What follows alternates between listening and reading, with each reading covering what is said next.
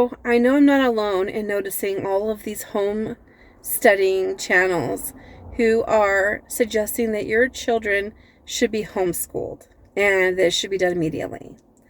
And I know a little bit about that as well as public school, so I thought I would go ahead and chime in and let you know what I think. Hi, I'm Aubrey. This is Crybaby Settlement on Homestead, and I am an avid gardener. I like to do homesteading projects. I'm not off the grid by any means whatsoever. However, I do believe in living more sustainably, frugally, simply, and try to find creative ways to problem solve, save money, and all that jazz. I love gardening. It's really where my passion is. I am a Christian. I am also a public science teacher. It's time to go back to school. Sharpen your pencils, get the backpacks ready, no school supplies, and all that good stuff. I know that some of you are overwhelmed with going back to school, and some are just really, really happy to send your precious little ones off to us so we can school them and you can just catch your breath. Summertime is often, it's not structured, so it might give you the illusion that having children home with you is easy. If you are home 24/7, I'm sure you know that's not the case. It's not easy being home 24/7 with little ones who need you all the time. Even if you have older little ones, they need you all the time as well, and it can be a lot. It's a lot of work. So you might be considering, especially if you're a homesteader or you're trying to live that lifestyle, you might be considering homeschooling your children. Many channels are really advocating for homeschooling, and I don't want to say they are shaming people if they send their kids to public schools, but honestly, it does come across that way, and I want to talk to that point, and shed some light on what it's really like in public school versus homeschooling. There's challenges in both places. Let's start with the fact that a lot of families just cannot homeschool. And there are legal reasons why they might not be able to homeschool. In certain states, you have to have a bachelor's degree, or you have to have a teacher of record who will administer tests and show that your child is making progress over time. They're actually learning something. So there are legislative, there's laws around this. You can't just go, oh, I'm going to homeschool. And technically, you're not supposed to just willy-nilly decide whenever. There's actually timelines on when this is supposed to happen. In Washington State, we have RCWs, which govern homeschooling families. So you can just look it up, RCW homeschooling, and you'll find all of the legislation about it. You have 15 days within the start of a term, semester, counts. So it could be the whole school year, or it could be the semester or trimester, depending on your school district. But you have 15 days from that start date. So it could be 15 days prior, the date of, and like 15 days after. If you're in the middle of a semester, you're not legally supposed to homeschool. However, I've seen it happening all the time, and I'm not sure who's exactly following up on it, but technically it's a law. A lot of people are benefiting from the fact that homeschooling laws are not really reinforced. I've never actually heard of anybody getting in trouble for how they've homeschooled. However, that case changes if, for instance, there was CPS involvement, if Child Protective Services ever had to become involved and they saw that you were withholding your children from going to school, they would want to see records of their academic progress. And you have to be able to actually provide evidence that you have been homeschooling. I know a lot of families say they're homeschooling and they engage in what's called no schooling, where there's actually no curriculum at all. The children are not reading a book every day. They're not doing anything at home whatsoever. And I've never heard of anyone ever checking. Honestly, I think that's really, really sad, and it's a form of child abuse. I don't want to be that mean. Maybe it's neglect. Honestly, I know some families, I'm a middle school teacher, So sometimes behaviors come out in middle school that are really challenging to parents. I've seen a lot of parents pull their kids because their own child can't meet the expectations at school. But then they homeschool and they find out that their child can't meet the expectations at home either. And so, especially if a parent's working, they're not there all day to supervise, who knows what's happening while they're not home and so forth. I mean, I've had students who engaged in really risky behavior just during spring break when their parents weren't home to supervise all of the things that they were doing. So there are actually laws governing whether or not you're supposed to be homeschooling. If somebody did get caught not actually homeschooling, there's probably some other reasons, like maybe there's a lot of yelling, or there's suspicion of abuse, or some other kind of neglect, maybe the kids aren't eating, whatever. Then they'd probably start delving into the background of, oh, you said you're homeschooling, where's evidence that you've been homeschooling? I've never seen, and I've been in education for 23 years now, more than 23 years, because I started doing stuff before I was actually certified. So I've never actually seen anybody get called on it. But you could, and it technically is law. As a parent, during COVID, I actually did homeschool. I actually didn't just follow the school curriculum and stuff, because I was teaching at the same time. I was supposed to be getting my children onto Zoom calls with other teachers. And then when the kids were supposed to go back to school half the time, and I was going back the whole time, but half time with one group and half time with another, there's no way I could get my kids to school while I was at another building. So I homeschooled 2 of my kids during that time period, and it was not simple. And I'm an educator. I have 3 college degrees, 3 certifications. I'm certified in English Language Arts Biology, Emergency CTE, and an administrator. So, and I'm telling you, like, I can write the curriculum for a school district. I can apply the discipline for a school district. I can teach in a school district. And teaching your own children is a whole nother ball of wax. For those of you who are doing it well, kudos to you. You rock. Teaching other people's children is a lot easier than teaching your own children. It's hard to break up the day into this is school versus this is family time. And so it's kind of like either the free day time goes all day long or the school time goes all day long. It's kind of hard to structure the time periods, especially if you're a busy person and you don't have, if you don't have a stay-at-home parent. Do you have a stay-at-home parent who's going to be homeschooling your kids? If you don't, homeschooling is not for you. Homeschooling is for families who have someone who can actually stay home with their kids and oversee, supervise, facilitate, monitor, give feedback, and all that stuff that they would get in the classroom. It is almost impossible to homeschool if you are a working parent.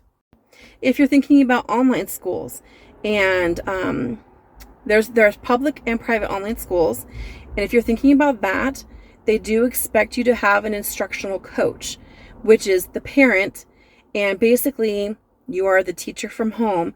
They will have, lessons where the kids can actually pop on synchronously and learn and submit their assignments, but they have to have someone at home who says, okay, Johnny, it's time for you to get on the computer right now, or your classes right now. They don't have those bells going off like they do in the building. They don't have the PA system that's saying, you need to do this now. Now, if you have a much older child, like if it's high school and you're going to call them from work and remind them stuff, hopefully they're not sleeping and they answer the phone for you. Good luck. Another thing you need to take into consideration is that your kids aren't you, and your kids didn't grow up when you grew up. The way things are nowadays, everything needs to be monitored. If your kids have access to any kind of technology, are you monitoring that? If you are at work, or if you are washing the dishes and doing laundry, are you watching what they're accessing? And we're not even talking about integrity of did they cite their sources? Are they plagiarizing? There's scary stuff out there. If you're sending your kid to a public school, the teachers there are using different programs like Hapara, ClassWise, all different kinds of things. They're watching their screens and they're looking to see if your kids are being appropriate and accessing appropriate content. So can you make sure that your child is not going to access things that are inappropriate while they're at school? Now, there are going to be kids who talk to them. The biggest threat to your child is probably other children coming in with information that maybe your kids aren't aware of, your kids have not been exposed to, different behaviors and things like that coming from the other children. However, there is a huge thing about socialization and how important it is for children to have friends and to feel like they belong. And so if the only people your child is friends with are relatives, that's not sufficient. So yes, there are going to be other children who come in with some inappropriate conversations and things like that. There can be bullying, and there can be all kinds of different issues, which I'm sure are reasons why people choose to homeschool. But think about it this way. It's public education, and we are a community species, which means like we work together, right? We have to work together to problem solve. We have, every organization, every place where your child might work is going to be working with other people, and other people are going to have different ideas. There might be bullying, there might be name calling, there might be inappropriate stuff. And so, I'm not saying that like public school should be a way to inoculate them or something, but, I do fear for people who grow up who are too sheltered, and what a rude awakening it is for them to go into the world and then, you see certain behaviors and you don't know how to respond to it. I recall as a teenager being like in my German class, there was a boy who was homeschooled, and he only came to school for German, just for the language class. And I was a really sweet kid, and I didn't tell people, I didn't go around saying, hey, I'm a Christian, but he was a Christian child who was being sheltered by his Christian family, and he called me a monster, and I was like, I'm actually just really shy, and I'm not stuck up, I'm just really shy around other people, so someone has to start a conversation with me, or I have to see a way in, I have to find my way in to start talking to somebody. So he thought I was really rude and mean, and I was like, if you think I'm rude and mean, then you're really sheltered, because I'm a bleeding heart. My heart is on my sleeve. I care about people. I'm so compassionate. So if he thought I was a bully because he was so extremely sheltered, I never said a rude word to him, and he was legit thought I was a monster. And yeah, by far I was so I was timid and shy and sweet and naive and generous, and yeah, I was usually the one something would happen to, because I was that naive, so I don't see, when I've had students come in from homeschooling, usually around middle school, parents find out that the content gets too hard, and especially for science and math, they decide to send their kids to public school. Well, they didn't go to kindergarten, they didn't go to first grade, second grade, third grade, whatever, and they get to 6th, 7th, 8th grade, and that's the time where our children are literally the meanest. So if you're trying to shelter your kids, and then all of a sudden you get to middle school, and that's when you're going to introduce them to public education, that's really not the right time. If you're getting to the point where you're like, I can't teach the math anymore, or science or whatever, I need to get them, I need to put them into public education, maybe you can start a little bit earlier than middle school so that the kids can actually adjust, so it's not such a shock, because it really is. If I was going to homeschool, I would homeschool during middle school. I wouldn't homeschool during elementary, and I wouldn't homeschool during high school, and I'll tell you why. In elementary school, the teachers really cover a lot of those basic soft skills of how to be a friend, how to be nice, how to wait in line, how to do all these little things. And if your child goes into middle school or high school and did not go to a public school or a Christian school or whatever, where they had to follow norms, group norms, then they go on and it is really embarrassing. I recall teaching a 6th grade class where a child had been homeschooled kindergarten through 5th grade, and I know that his mother absolutely adored him. She probably never told him he ever should stop doing something. No, and never heard the word no, never heard the word stop. And he would literally pick his nose and eat the boogers. I'm not kidding. And I would say, hey, can I have you step outside with me for a second? And I just like very discreetly tell him, hey, you don't put your finger up your nose. You definitely don't put it in your mouth afterwards. Don't be embarrassed. I'm a mom. I know what kids do, but like everyone can see this, and I don't want you to get embarrassed. I can see it, and I don't think any of your classmates saw it yet, but I don't want you to get teased. And I mean, he still did it after I told him that, because he never had someone sternly say, knock it off. You need to stop doing that. And then, yes, in school, yeah, you're going to get teased about that kind of stuff. And you might see it as bullying, but picking your nose and eating a booger is not something you should be doing in 6th grade. Can we agree on that? I would say that my kids who came to me from homeschooling are probably some of the most precious, sweet, angelic children I've ever met.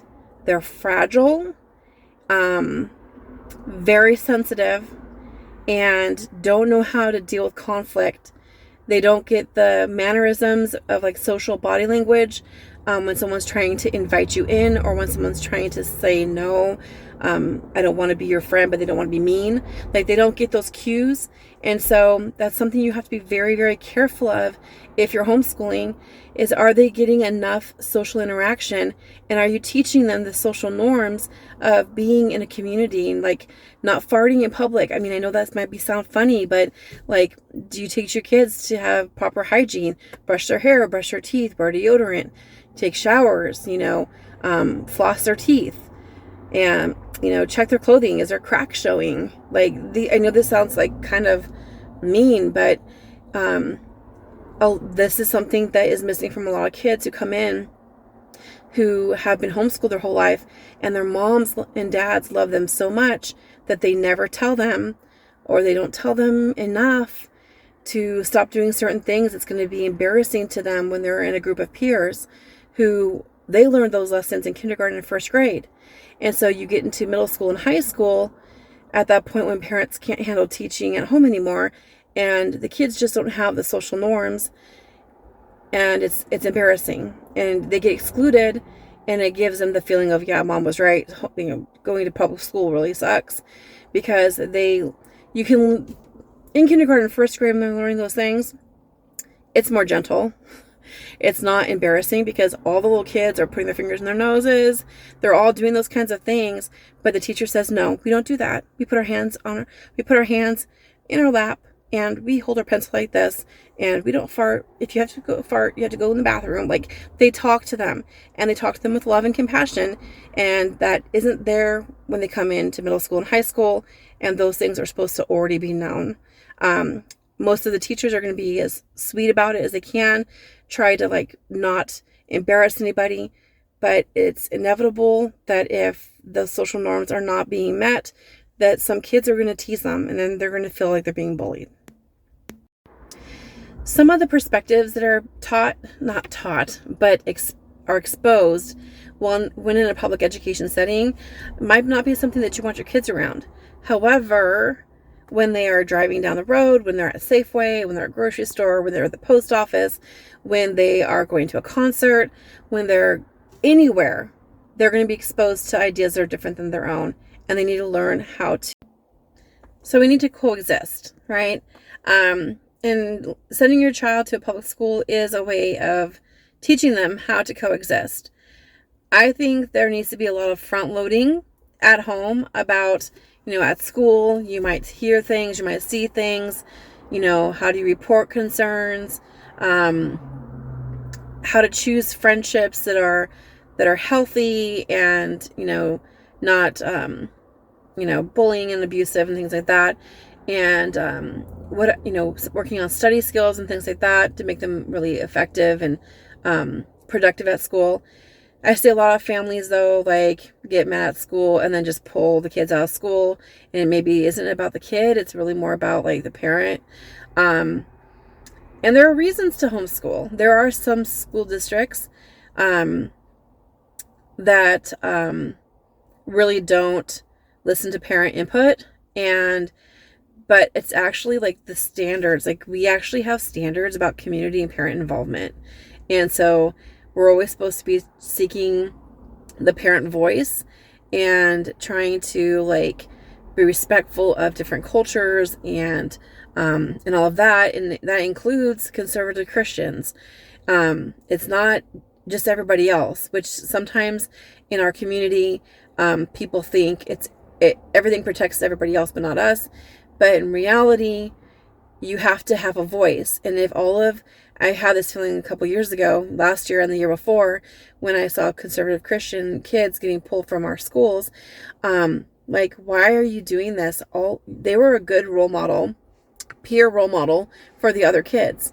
Like, the other kids might never hear about Jesus, but while they're talking about porn, your kid could be talking about Christ, and they could actually help other kids find salvation. So, like, I can't talk about it, I'm a teacher, but your kids at lunchtime in the hallway, I've heard kids having little Bible groups, and it's amazing. I've seen kids praying before school together.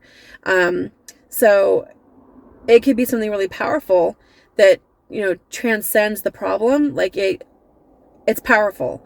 So maybe instead of reacting to it, you could figure out a way of being proactive and finding a way to make your mark on the education system. What I really love to see is parent volunteers. So if you're concerned of what your kids are being exposed to, volunteer in classrooms, volunteer in the school. We always need morning, afternoon supervision, lunch supervision, field trip chaperones. Like, be present at school. There's things like dogs for dads. I don't know all of the acronyms, but there are so many different things. So if you have time to homeschool, then you probably have time to volunteer. And if we had more adults and parents in the buildings, then our schools would be better and safer places. So then you wouldn't have to homeschool, and other kids would benefit from it too. I think it would be really great to see more volunteers in buildings instead of homeschooling. You're still paying, if you're a homeowner, you're still paying taxes that goes to public education, whether or not you homeschool. So you might as well get your dollar's worth and have your kids getting the benefit of free curriculum and all of that, and free instruction and assessment and all of that, paid for your taxes, right? So paid for by your taxes. Volunteer. You don't have to homeschool. If you need to homeschool, then do it, I guess, but you don't have to.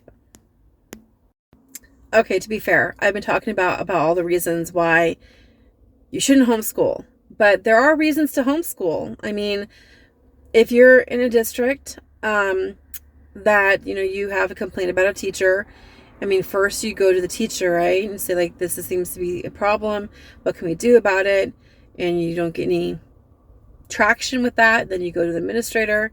And if you don't get any traction with that, then you go to the superintendent. I see a lot of families actually just, like, jump rank, and that breaks down relationships really fast. But, if you go through all your channels and you don't get any traction, then get help. So before you pull your kids out of schools, make sure that you volunteered, make sure that you've joined the PTA, make sure that you've gone to parent-teacher conferences, make sure that you talk to your admin and your teachers, and see if there's a way to fix the problems. Also, before homeschooling, you need to fill out the required paperwork. They have to actually file with your school district to its intent to homeschool forms. And you also need to figure out what curriculum you're going to use. How are you going to structure the day? Who's going to watch the kids? Who's going to test the kids? High school might be the actual hardest time to homeschool.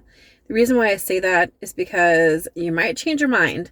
And if your child wants to transfer back into public school, that's where credits matter. In Washington State, they have what's called Court 24, which means your child needs 24 credits to graduate, and they're all broken out by different areas. Like, you have to have career technical education, whatever science classes, math classes, you have to have certain credits of everything. And you have to have 24 credits. So for your child to get credit for the homeschool stuff that you've done, you have to have binders proving that they have covered those courses that they have for their high school graduation requirements. Otherwise, they cannot graduate from a Washington State high school. So you need to know your laws in terms of what is needed for high school graduation. And you turn in those binders to the high school principal, who passes them around to the different departments, and they either stamp their approval, yes, this is worth credit, or no, it's not. And then you end up having your children be super seniors or not being able to earn a high school diploma from that school district. You could still try to do your homeschool diploma, and that's a thing. You can do your own homeschool diploma. So I actually have experience with all these things I've just discussed. I know a lot of people have experience with one or the other, or they have a little bit of experience with public education, then they pull their kids out, and then they only do homeschooling from then on. But going back and forth between the two, as an educator and as a parent, and also I worked for a while in private Christian school. I also worked with online schools, and I had a lot of experience with the alternative learning environment, as well as with homeschool families who are trying to use like public school resources at home. So I've seen the re-entry process and how rough it can be.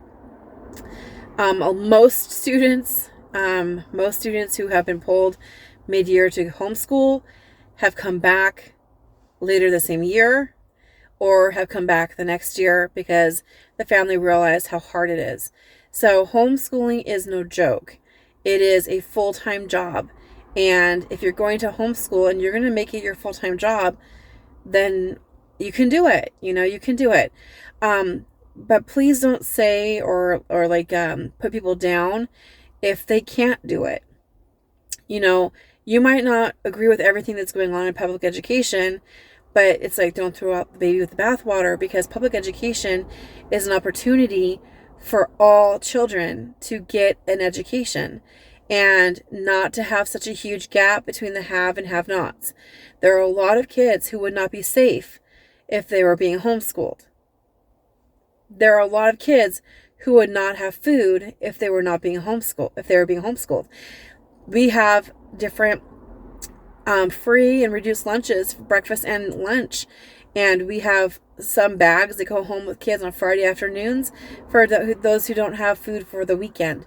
There's all kinds of things where kids get some get free school supplies, some get free clothing. There's a lot of outreach that goes through our public schools, and there are a lot of kind and compassionate teachers who really take their job seriously, like I know I do. I love my students. By the end of the year, like, I'm crying that they're leaving. And I taught summer school at one of the high schools this summer, and I got to see some of my kids again. And I was like, I missed you guys. Like, it was really cool to see them again and to see them pursuing, higher education, like trying to get the credits, because they have to make up credits that they lost, make up all the credits that they can graduate and have other opportunities. By homeschooling, you're making a really big decision for your kids. So I do think that the kids should be part of your process, thinking about, what do they want? Do they want to be homeschooled, or do they want to go to public school? That needs to be something that is really thought about really thought about. Is this the right thing for kindergarten through 12th grade? It is okay to be homeschooled part-time, like in the early years, middle years, late years. You can mishmash. It doesn't have to be the whole thing. If it's not working out, you can decide to go back to public school. Just realize that it's not so easy, and you're going to have to, like I said, front load some of those skills in those conversations about what the kids might anticipate. Like some things you don't do in public, some things you don't say in public. Sometimes you might hear things that people shouldn't be saying, and how do you respond? And to learn those soft skills is really important too. Some states actually have laws that you have to have a bachelor's degree in order to homeschool. So if you homeschooled and you didn't have a bachelor's degree, you might be in violation of state laws. So you have to check. I've heard of, I was talking with one homeschool family, and I don't remember which state it was. It might have been Texas. Don't quote me on that. But she was saying that her mother had to be the homeschool teacher because her mother had a BA degree, but she didn't. And so that worked because they were in the same household. It also matters about that. And some places are much more strict than others. And I don't know about actual follow through, if like everyone's following through with this. But like I said, I know a lot of homeschool families and I've never seen it follow through. However, that might get more strict over time. Especially if you consider that school districts lose funding when they lose students. It does take away actual financial, actual real tangible money is lost when a family decides to homeschool, which means if it's like a small school district, it's even less for everybody else. At some point, if it's enough, if schools are losing enough money, who knows? It might be something that people start checking out a lot in more detail.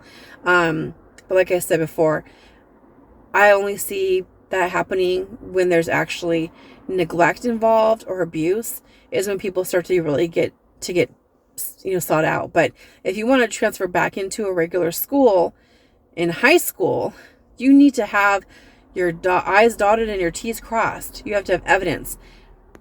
So I was actually homeschooling my daughter for some time during high school.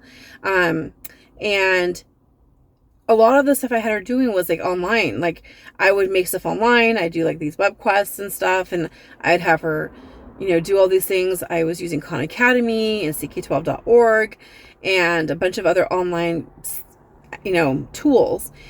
And that's not something I could print off and put into a binder, but I knew she was making progress and her understanding of different concepts was increasing. And I even have like the test scores and stuff that I would print off, the test scores. And, like the school district didn't like it. Like, and I'm like, I am a certified teacher. I am a certified administrator. I could run the school. I could be the principal. I could be the vice principal. I could be the teacher. I could be like any of those roles. And, you're saying that my records, which would be acceptable as a teacher in your school, are good, but as a parent, it's not detailed enough. So you have to realize if you're transferring into a high school that it's going to be under the scrutiny of a department to decide if that binder for that class is sufficient to get the high school credit. If you decide that your child decides that they want a high school diploma from an actual school district. So that is something you really need to consider. Did you know that you can go part-time homeschool if you are not happy with a specific teacher or a specific situation? You can go like 0.8, take periods 1, 2, 3, 4, 5, and then go home at 6th period. And then you homeschool for just that one class a day. That is something that you are definitely allowed to do. And I don't think a lot of people know about that. If your child's a high school sophomore homeschooling, this is a cool opportunity. If your child's a high school sophomore, towards the end of that year, you want to check in with the district, the school boundary that you would be in, and the local community college, and ask about Running Start. Your child who is homeschooled can be a full-time Running Start student and get a college degree, an AA degree, for free because you are choosing to have them do Running Start full-time. And I don't know all the nitty-gritty when it comes to homeschool families, but even if you enrolled as a full-time public school student, you could go 100% of your time at Running Start for your junior and your senior year. But you have to get counselors to sign off on it. If you're homeschool, it's the parent. So it makes it a little bit easier. but they will always have some kind of like in session, like getting ready, like, are you ready for this?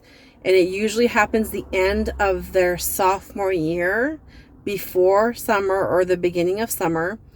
And they get signed up and everything, and then they register for their classes, following the college's schedules and stuff. You do have to pay for like tech fees, registration fees, the textbooks, materials and stuff like that, but you don't actually have to pay for the classes. And that's a way for your child to get a free college degree, almost free, by doing Running Start their junior and senior year in high school. And that kind of deals with the problem of not having a legitimate, like, you can do your high school diploma as a homeschool family, but to be able to say you have an AA degree from, and then say the community college, transferring to another place is going to be a lot easier. Don't forget about state testing. Just because your child is homeschooled doesn't mean they don't have to take it. So if you're not participating in the state testing, there are other tests. You might do the ITBS test, or search it out there, or you might have to have an actual certified teacher do like an evaluation at the beginning and the end of the year to show that your child is progressing. So most states have some kind of record keeping where you have to have some kind of assessment, or you have to have a teacher of record who is actually monitoring progress. Even if they're not teaching them the full time, they have something like that where you can actually show your child has learned. If you're homeschooling, I don't want to see anybody get in trouble. I don't want anybody to lose opportunities. Definitely don't want to see any kids going without food, or staying home all day playing video games, unsupervised, getting into whatever trouble or mischief, dangerous situations that could happen. So homeschooling is a special thing for special people who have time and patience and really have a heart for it. And the kids have to be into it too. It shouldn't be a punishment, and it shouldn't be like they're little captives, right? We want them ultimately to be able to live on their own someday and make friendships and work with other people and respect differences and be able to have a disagreement without it, being wild and crazy. That's part of what public education does. We teach kids how to be polite, say please and thank you. I mean, there's a lot of soft skills that goes into teaching, not just the content areas. The content areas are super, super important. And some people who are homeschooling are doing an absolute fabulous job of doing the whole shebang. Don't get me wrong. I'm just saying that it really does take a special person. And there's no shame in realizing that it's a lot and it's not for everybody. I think I've said enough. And I hope I didn't hurt anyone's feelings or stepped on any toes. That's definitely not my intent. I think, as a parent, most parents love their kids more than anything else in the world and only want to see them being successful and to see the world be fair to them and to see the opportunities available and all that good stuff, right? That's what we want for our kids. And I hope you want that for everybody else's kids too. That's where public education comes in. Not everybody can homeschool. Not everybody has that level of education themselves to be able to homeschool. So let's have respect for those who can't do it themselves, who need to use public education. It's a really important thing. Homeschooling has its place. There are times where you just have to do it. I've been there. I've done that. I've dealt with the bullying issues. I've dealt with whether the school's a safe place or not. I've dealt with, I'm really offended by the very liberal teacher who goes too far, who is not reined in even after being admonished by admin. The person still decides to use their classroom as a soapbox. So I've done that for all those reasons and logistical reasons too. It just was really hard. And I'm just saying from someone like me who is an educator, and I'm telling you, it's hard. It's not a joke. It's hard work. It takes a special human being. And a lot of homesteaders are very, very special human beings, but you have to realize it's a full-time job. And if you can handle it, give it a try. Ask your kids if that's something that they want to do or if they want to go to an actual classroom. All right, everybody. Be nice in the comments. Be nice in the comments. If you have any questions, post them below. I'll do my best to answer them. I'm not an expert in everything, but I just have a lot of experience on this topic. So God bless you. Remember, be good, be sweet. Grow a garden if you want to eat. And it's your choice whether you send your kids to public school or not. But just make sure that you follow the rules. Look up the RCWs or the legislation in your state. Make sure that you have what it takes and that you're doing it for the right reasons. All right, everybody. God bless. I'll see you next time.